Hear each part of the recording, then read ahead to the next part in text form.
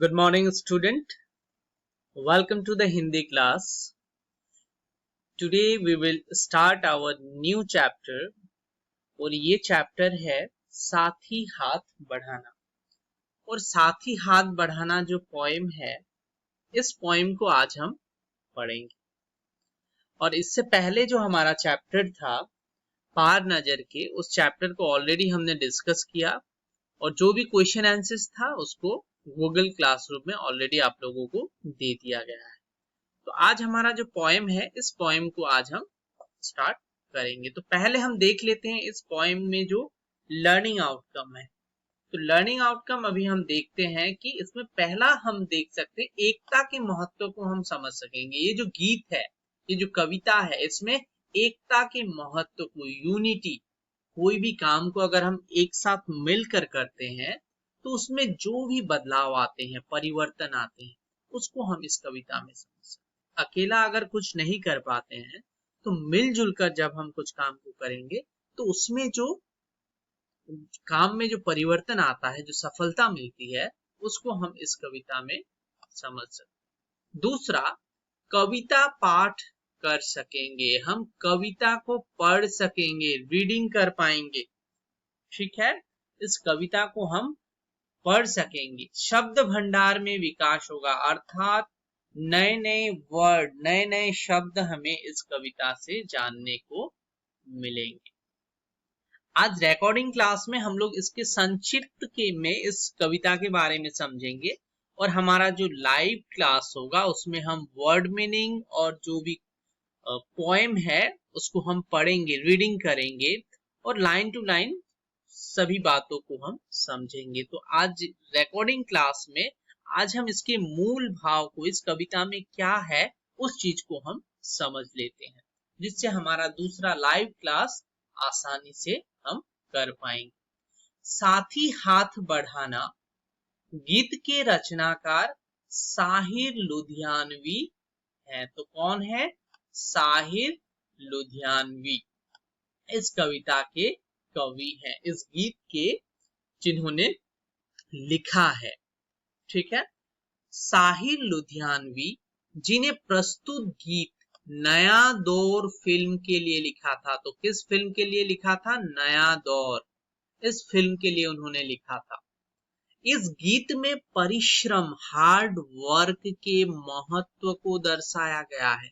इस कविता में hard work, आप अगर हार्ड वर्क करेंगे तो परिश्रम के महत्व को, इंपॉर्टेंस ऑफ हार्ड वर्क, परिश्रम के महत्व को इस कविता में दर्शाया गया है। कवि ने इस गीत में एकता, यूनिटी, संगठन तथा परस्पर सहयोग को प्रकट किया है। यूनिटी को और आपस में मिलजुल कर जो हम काम करते हैं, सहयोग, हेल्पिंग ईच अदर्स, तो ऐसी भावना को हमारे सामने रखा है। यदि मिलजुल कर मेहनत करे तो इंसान रेगिस्तान में भी हरियाली ला सकता है।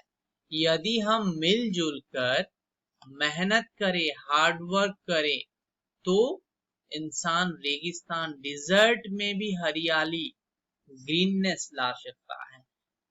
डिजर्ट को भी आदमी हरा भरा बना सकता है। गीतकार इस गीत के माध्यम से मिलजुल कर रहने और कार्य करने की प्रेरणा देता है। गीतकार क्या करता है? इस गीत के माध्यम से मिलजुल कर, आपस में मिलजुल कर रहने और कार्य करने की प्रेरणा देता है। इस कविता के माध्यम से जो कवि है, जो इस गीत की रचना जिन्होंने की थी, साहिर लुधियानवी, वो हमें मिलजुल कर रहने और मिलजुल कर कार्य करने की प्रेरणा देते हैं। अतः हमें एक दूसरे के काम में हाथ बढ़ाना चाहिए, बटाना चाहिए, मदद करनी चाहिए, हमें सभी की मदद करनी चाहिए।